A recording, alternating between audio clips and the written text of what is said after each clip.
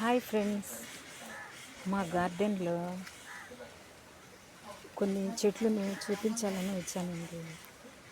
పచ్చిమిరప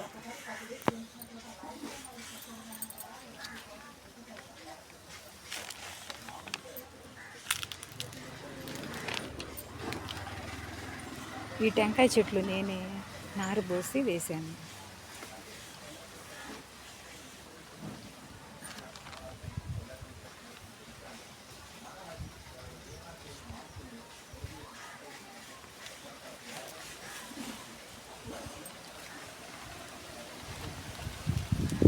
చాలా బాగుంది కదండి మా గార్డెన్.